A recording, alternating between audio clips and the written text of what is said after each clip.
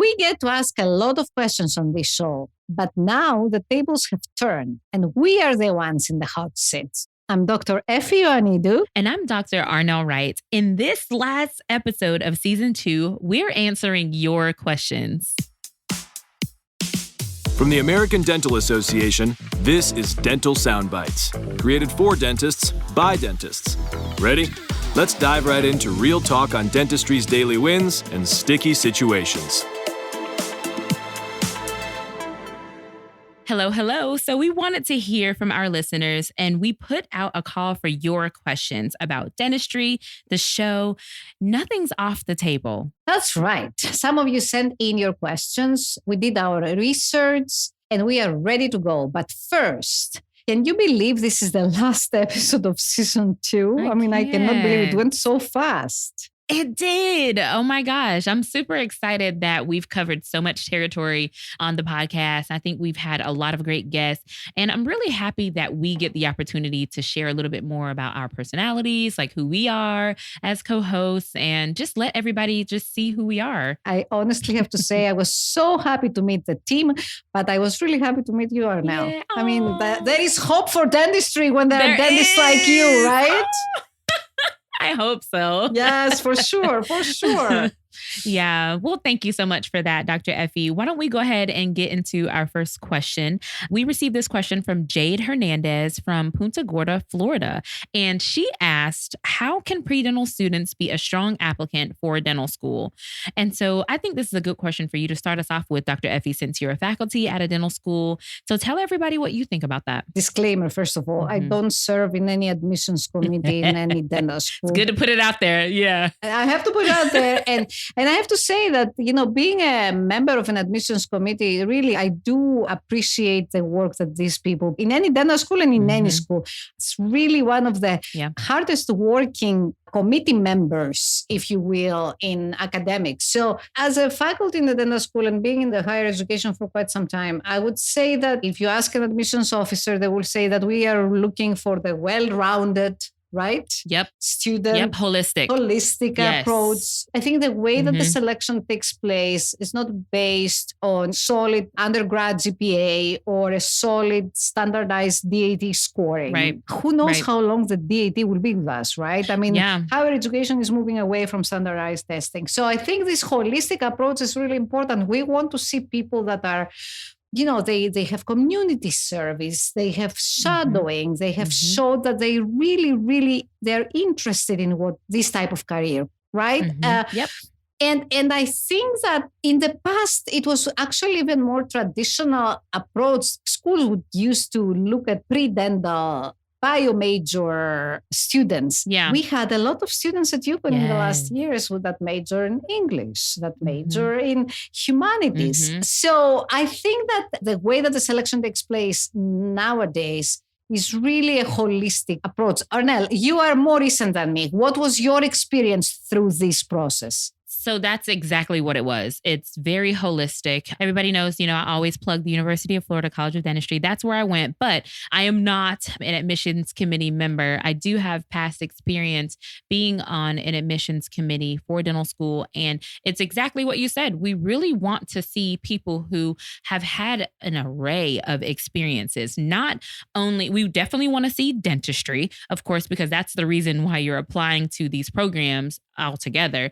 But we want to see that you have been involved in other things and that your grades have not been the only thing that you've been focused on for the whole entire time that you've been in your undergraduate career preparing for dental school. Of course, DATs, they do matter. But the thing about it is if you can go into an interview, if you can communicate and articulate very well, and this is just my personal opinion. This is not the opinions of any institution, just, disclaimer as well. We got to protect ourselves and just make it real clear. But if you can just get into an interview and articulate very well why it should be you that's selected, I think having just a good conversation with the people who are on the admissions committee, although they're interviewing you, but just showing that humanity, showing that person that you're going to be in the dental office and in the student clinics down the line, thinking really futuristically, I think that is really the thing that takes the cake for every candidate that I've seen come through. 100%. You're so right. And I think another thing that I would,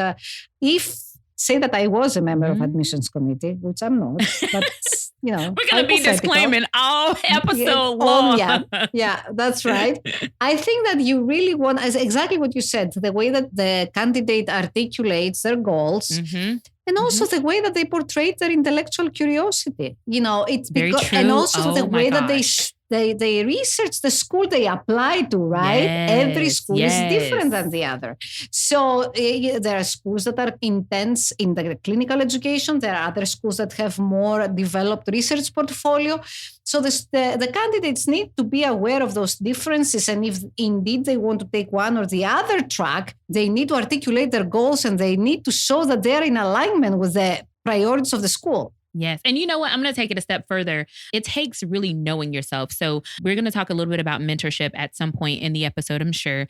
And one of the things that I tell my mentees, which I learn a lot from them about how to help them be better candidates based off of some of our conversations. But I feel like one of the things that I've really taught some of my mentees is really get to know who you are so that you can, like you said, articulate that in an interview and on paper. Of course, you have to do it very well and in a captivating manner on paper so that you get the interview, of course, with all of the other requirements that you have to meet for dental school. But I think the best candidates are those who just know themselves so well. They know their strengths. They are okay with articulating their weaknesses. They are not, ashamed of certain weaknesses. We all have weaknesses, but whatever it is that they have to display or share during an interview, they handle them in a very mature tone and in a mature manner. All of those things, whenever I interview candidates, it just blows me away. Like you said, with their intellectual curiosity, those things like scientific research and just having interest in a variety of fields. Yeah. Jade, I think you might got your question answered. I know. And you're right. I mean, it's not shameful and it's not perceived as a weakness if candidate shows some vulnerability. There are people that may have some interruption in their professional career. They may have a gap for personal or professional reasons, financial reasons. I mean, that was me. Right? Candidates need to be comfortable to discuss and articulate and justify this. Yep. So I don't think that this is a weakness. And definitely, I believe that most admissions committee would appreciate the transparency. Yeah, it's definitely admirable. What do you wish you could have done differently in your preparation for dental school? This is going to be a different answer than what everybody is expecting. And you, Dr. Effie, unknowingly, you just touched on it just like a couple of seconds ago. It was one word, which is vulnerabilities. Now that I'm out of dental school, I'm like so big into wellness. And I didn't realize how much I loved the whole personal growth and development stage, right? Mm-hmm. So vulnerability in the perspective of not thinking or believing that the people and the faculty members were out to get me. So there's this belief that once you get into dental school, like this faculty member is trying to fail you, or, you don't show your weaknesses. You don't really show your hands in the things that you are not really confident in. Mm-hmm. So for me, there were some fundamentals in science that I just had not connected certain dots. And when we first start as a D1, you need those fundamentals. So whenever I'm mentoring students, I always talk about it's really, really important. I know that we need to check the box to get these courses done in order to apply and to be a great, strong candidate. But in dentistry, everything is compounding. All of the information, it compounds. So to answer your question directly, I really just wish that I was a little bit more vulnerable with my faculty members to say, hey, you know what? I didn't actually understand that concept, or I actually need to see it demonstrated in front of me, or to maybe let's talk through the science and then the application part of it from clinical perspective. Like, I feel like if I were more open-minded and not so afraid that somebody was out to get me in the big institution, that I would have just been a little more comfortable as like a D1 in the institution. Yeah. I completely get this. I remember when I came to the US as a first-year resident, mm-hmm. I was not comfortable at all with the language. Obviously, there was a language barrier. I spoke English. I was reading and writing very well, but the speaking was kind of weird. So I remember I was so afraid, exactly what you said, but from different perspective. I was so afraid to ask questions because I thought that I will mess up the question.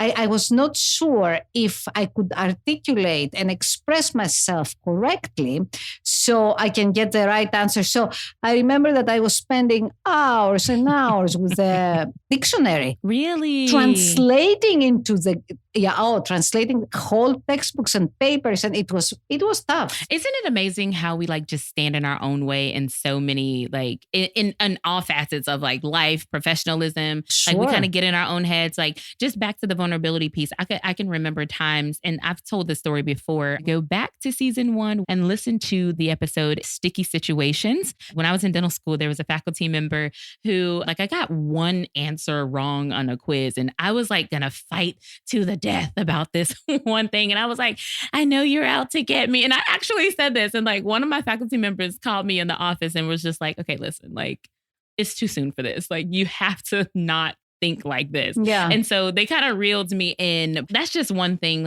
I just felt like I got in my own way. And then there would be times when I'm in lecture when I wouldn't ask the question that I really knew that not only I didn't have an answer to, my neighbors, we would whisper amongst each other and we would just kind of try and piecemeal things together, as opposed to just being vulnerable and being unashamed of the fact that we didn't have the answer, and just being willing to show that we probably all need this question asked and answered. Those are some things that I wish I would have done. So the conclusion is that we need to enter higher education or graduate education being comfortable in our skin. Yeah. Right? Yes, absolutely. And there for the ride and for the learning process, and no judgment. My husband always says there's always going to be someone smarter than you or further ahead, and then you're always going to be further ahead than someone else. So it's a mixed bag of us all. We're all going in the same direction. Yes. There are other people who understand things better and they can articulate things better. And then you can articulate and understand certain things better as well. So I kind of just wish that, like you said, I was just more comfortable in my skin for sure. Yeah. That was good. Oh my gosh. Yes. Look at us. Look at us.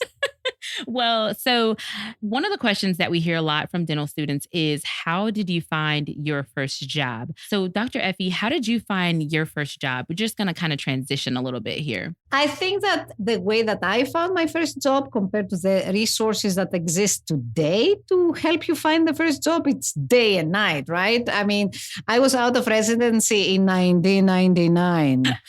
Those times yes. that there was barely Google. So I don't even think that we were able to search for classifieds, or I don't think we did this. It was word of mouth or, print classifieds and ads in professional meetings, right?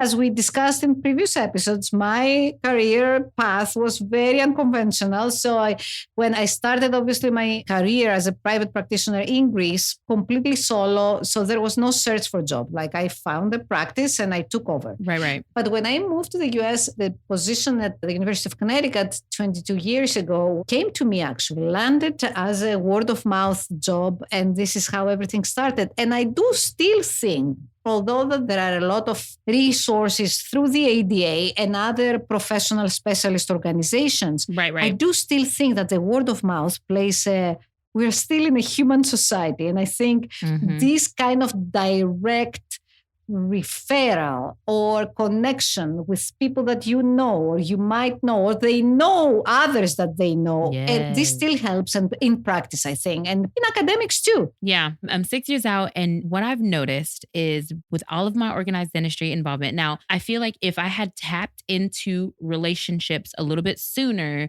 I probably would be on a different career path. And looking at my quiz answers from the career path quiz in the ADA member app, I'm very collaborative, but I didn't realize that until it's you don't know what you don't know, right?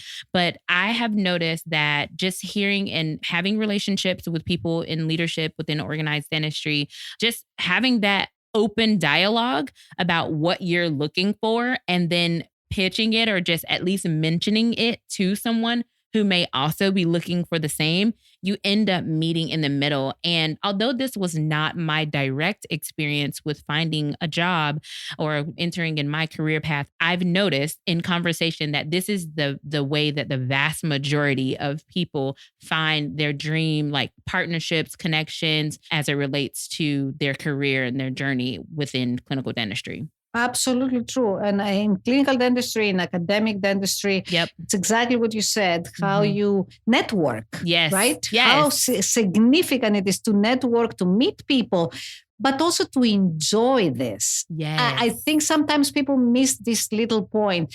People think many times, especially young professionals, think that, they become like a super stress for networking and, keeping all these cards on files and making sure that they don't miss. I see networking as an opportunity to learn from people, I agree. You don't develop those relationships because you expect a return. You develop these relationships, you go to these rides just for the ride, just because you enjoy meeting people, learning from other people. And then eventually it may lead to something at the right moment, the right timing. Yes, but just relax and enjoy wisdom. This is how I see it. Yes, that's exactly how I am. So I love having conversation with people who are more seasoned than I, if you see what I did there. Yes, I like this. So I love to, I just feel like I can just garner so much information. And then I don't believe that you have to experience everything in order to avoid certain pitfalls. I am of the belief that I can talk to you, Dr. Effie, and you can say, okay, Arnell, I don't know, and I'll be like, all right, that's enough for me. Like, I don't need to fall in the pit in order to say, all right, I survived. I don't need to go through that. Yeah. And, I love one thing that you did say about networking is, the age old saying that your network is your net worth. So for everybody out there, make sure that you're utilizing those relationships. You are just capitalizing on them, connecting with people, and just using your network and growing, And that's why the professional meetings are important. That's why going to the ADA meeting or the professional organization specialist meetings, this is important not only because you learn from the lectures,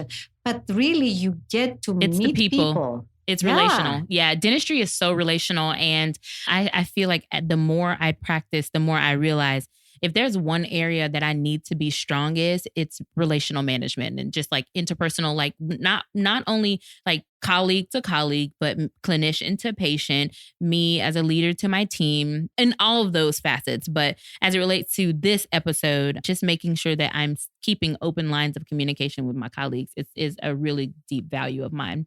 And, it's important to point out that, again, going back to what I said about 1999, the resources at the time were very limited. Yeah. Now, with, as you said, the career path quiz that you can take, if you're in search for alternative options, right? It's not only clinical dentistry. There are so many paths.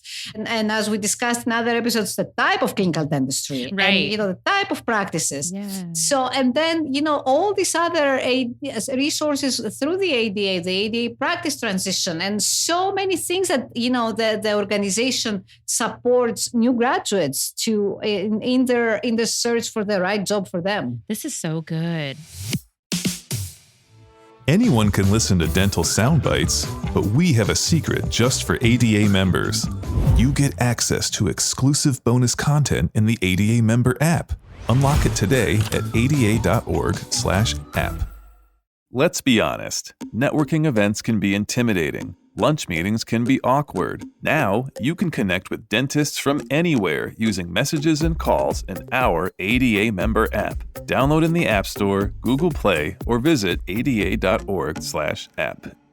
We got another question from Dr. Patel from Houston. She asks, how do you find a mentor as a new dentist? I want someone willing to teach. Mentorship is one of my favorite topics, mentorship and leadership. I feel like I always go down that bunny trail. No matter how hard I try to avoid it, I'm always there. I feel like it's a simple thing. Just ask. For one, you have to survey the people who you are around, in my opinion. Listen to those people and see if they have a teacher's heart. Oh, that's good. Yeah. I used to be a teacher before I was a dentist. And so no matter what I do, I always find myself teaching someone or like kind of elevating and bringing someone up to speed. And so I just feel like if those people who have those natural characteristics, those are the people that you then, take the next step and you ask them if they will take you under their wing, if they will mentor you, if they will allow you to come into the practice. Now you have to be willing to take a couple of days off of your office or, miss a couple of days of work or not go on that weekend trip or whatever it is to make sure that you honor their time. But I think just surveying the people who are in your sphere of influence is the way that I call it, then asking them to take you under their wing is a way that I do it. You said something really important. You said that the mentor needs to have the teacher's heart. This is very, very deep. Yes. I'm such a deep thinker. I'm gonna borrow this for life, Arnell. I'm gonna use it. Yes. Oh, you got it. Yes. This is really important. I express it differently, but basically both of us say the same thing. I always say that a good mentor is someone that is done with themselves and they are altruistic. They are ready to give back, right? So, and you said to the teacher's heart, which is important because I think you bring up the skills of communication, how a mentor should be. The mentor is not supposed to put down the mentee. There is supposed to be an alignment of expectations. There should be some type of an agreement of how this relationship will grow because it grows for both. You learn from your mentee and mentee learns from you. It's the hardest thing in practice. It's the hardest thing in life. It's the hardest thing in academia. It's really, and I think academia discovered the significance of mentoring really not recently, but within the last few decades, which is kind of weird. You would think that in academic life, there would be some kind of a magical developed system where everybody, the senior, more seasoned people mentor the mentees. But I think sometimes the ego comes in between these relationships and they become competitive right? Yes. And the thing about it is mentorship is not one size fits all. I think that's really important to know and to just, hone in on that. What works for me, it may work different than my neighbor or even for you. And it's just really like their mentor-mentee relationships. I feel like they are formed gradually. It's not something that you can say, sign me up and I'm going to be your mentor, because my expectation of you as a mentor may be completely different of your expectation for yourself as my mentor and for me as a mentee. So like when I have my mentorship conversations with people that I mentor, I ask them, okay, so what is it that you're going to be expecting from me? Or what is it that you need the most help with? Let me see if I am that person for you. Yeah. So I do have some of those conversations. It's more of a self-awareness approach to see if I have the skills, if I have the tools and the resources to help them along whatever journey or whatever they're reaching out to me for mentorship for, or if I need to kind of make a recommendation for them to be mentored by someone else. It's exactly right. Because, say a young dentist in clinical practice, the need for a mentor may be related to clinical dentistry, but may be related to, as you said, the development of relationships with other practitioners, colleagues, the approach towards patients. So yeah, conflict resolution or something like that with team and practice management. Exactly. So it doesn't mean that one single person is there to help you navigate those challenges that are, spread in so many different directions. So I think you're absolutely right. The alignment of expectations is so critical. It's so important. And we do want to recommend to all of our listeners out there that we did have a mentorship episode on season 1 of the podcast. It was episode 5. We had the power of connection with Dr. Kathy Hong as our guest, and she broke down some amazing techniques and just some of her approaches to mentorship that may be useful to you all as well. And the ADA gives you the opportunity also to connect with mentors, correct? Yes. As a member, you can opt in, you can designate yourself as a mentor, and then start helping the community if you feel that you can do this. Yeah. So moving right along, Dr. Effie. So many questions, but a lot of them that we received were related to the career path for international dentists. So we received questions from international dentists asking about transitioning to work in the US. And that's a tough one. Yeah. Definitely, it's not an easy answer. It depends on the state, right? Every state has their own regulations and expectations for licensure. Again, disclaimer, I'm not a You're not the expert on this, huh? I'm not a licensure. I'm not an expert on the dental licensure in the US. But I can tell you that there are a lot of opportunities. The number one step that everybody needs to do before even they start thinking about this is to make sure they pass the national boards, right? Yeah. Start with this, see where you are. Yeah, there's just like certain places you have to start. That's the starting point. Is that what you're saying? Like that's exactly the starting point. Of course, there are other options. There are the options of doing advanced standing educational programs. Are you aware of those? Do you know, Arnel? The advanced standing programs? No. The advanced standing programs are programs that many dental schools offer. Okay. And they are programs for existing dentists. So say you received your dental degree in Greece or in any country of the world. I just gave a random example. And you move to the US. Instead of dealing with specific state regulations and for licensure, you decide and you say, you know what, I'm going to repeat dental school. So I will be in an advanced standing status.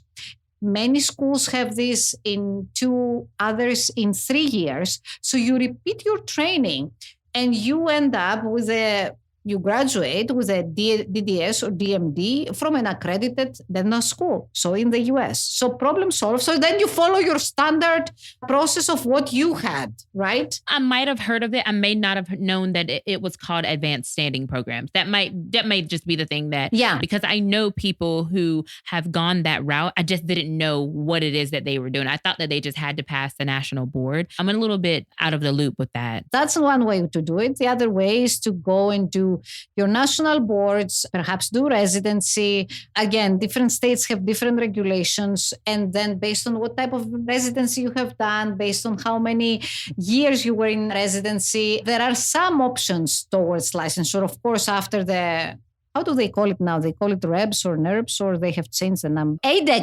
ADEX, yes. It depends on the state, right? Right. So it's not an easy answer. And having said that, in addition to all this, the burden of getting your equivalence of dental license, the other burden is the burden of immigration, right? So you have 2 things going in parallel that you have to solve. The one is the dental degree, and the other is your immigration status in the US. That we are talking about, again, neither of us are immigration specialists, and we are talking just for the dental licensure here. Right. Yeah, but there's just a few things that you have to sift through, apparently. So for all of our listeners out there, we'll make sure that we include like a link to the show notes with information for our international dentists, including like requirements for licensure. So we're going to get some experts to provide us with some information to plug here in our show notes to really help you. Contact information for dental state boards, links to the ADIA website regarding information about the advanced standing education programs, and then other FAQs that could help you also get your questions answered on that topic. For sure. So here's another one that frequently comes up. Dentists tell us that they feel confident in their clinical skills, but they struggle with some of the more administrative aspects of being a dentist. Yeah, here we go. This is what we're talking about. So how can they build up that skill set? What do you think? I think it's what we discussed before. I think it's important not to be afraid to ask questions. Yeah, I agree. Yeah. Most of the dental schools offer some type of guidance or training on the practice management courses. It's only a semester long, though. Yeah, that's exactly right. Like when you're on your way out the door and all you, as a D4, all you're thinking about is getting that piece of paper so that you can go and apply for a job. Sure. You're absolutely right.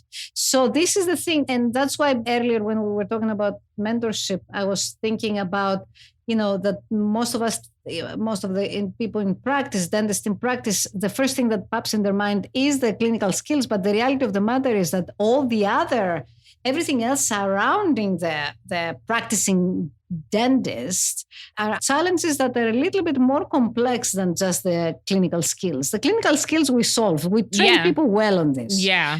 But what do we know about administrative, as you said, skills? What do we know about conflict resolution with colleagues? Yeah. And with patients? Yes. Right? Yes. from the perspective of a newer dentist, one of the things that I always do at my state meeting is I try to take a practice management class. So this year was my first year not doing that. Instead, I had my staff come to the state meeting and they took certain classes where they can bring back information. Cool. Yeah. So usually it was like a burden that I put on myself, and I would make sure that I took all of the classes.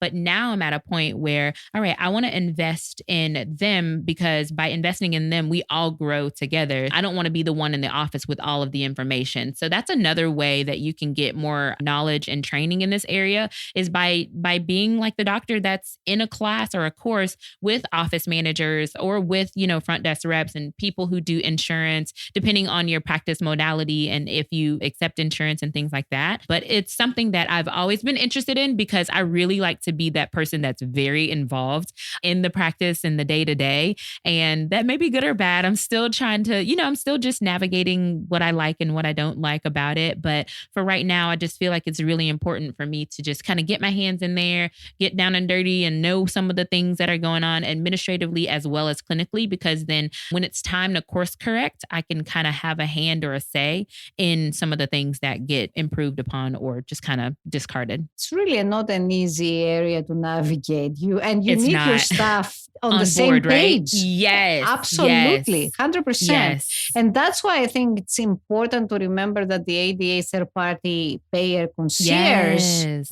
this gives a lot. I mean, if I was in practice, I wouldn't be able to understand the third-party payer. And it really requires so much effort. And I think as a member of the ADA, having the opportunity to have access to this, I find it as an amazing perk. Resources. Yep. Amazing. For sure. Here's a really good question from Dr. Shoblotsky from Medford, Oregon. She asks, what's one thing you learned on the podcast that you're still thinking about? So many nice memories. I know. Mia was very good. That was girl power that day. Oh my God. Yes.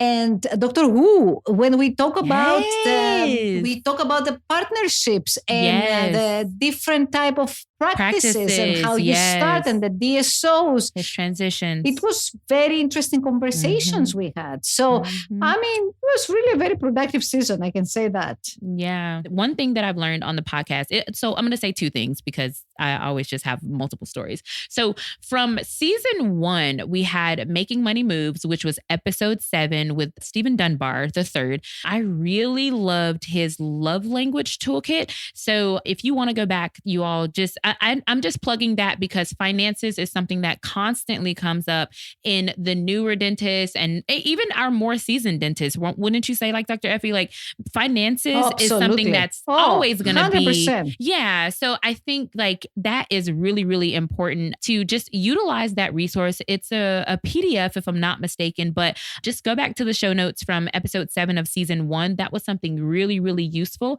that my family and I are actually starting to dive into as a result of that conversation that we had. Now, it was an interview for us, but it was also information for me as a listener once I went back and listened to the content. So the second thing I want to just plug from season 2, episode 1, which was being the dental advocate.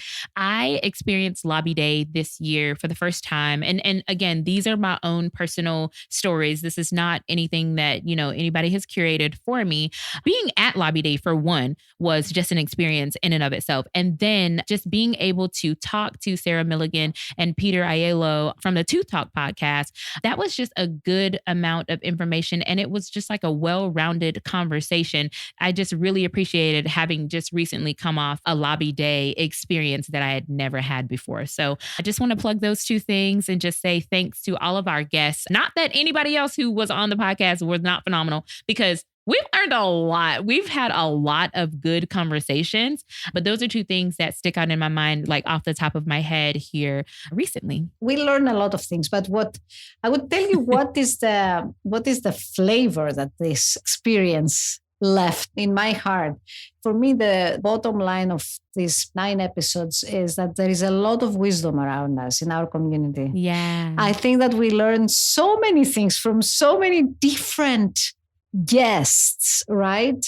We improvised. We had spontaneous conversations, questions, disagreements, agreements. For me, this shows that we, in the ADA community, we are so diverse. We are a diverse group of a lot of crazy and interesting people that can come together and have very interesting and intellectual conversations. And this is what I learned from the podcast. I really like the fact that we took so many different topics, right? Yes. From wellness to volunteering to you name it, mentoring, so many things. Yes, I agree. We really have to thank all our audience members that participated, responded to our request, and sent all these super interesting questions. Yes, absolutely. We had so many people who came. You spent your time with us. You sent in such questions like from the entire season. Like I just had such a blast. Yay! Go team go! That was really, really good. So we just want to give a really meaningful thank you to everybody who sent in questions and gave us your time for just some really, really rich conversation here on the podcast. And if you like this episode, go ahead and share it with a friend or a colleague. Then subscribe to this podcast wherever you are listening so you can get the latest episodes. You can also rate and write a review and follow us on social media and send us questions. And don't forget, the conversation continues on the ADA member app with exclusive bonus content just for members. We will be taking a little break and stay tuned for updates on when we will be back with season 3. Here. Thank you for joining us. Dental Soundbites is an American Dental Association podcast. You can also find this show, resources, and more on the ADA member app and online at ada.org/podcast.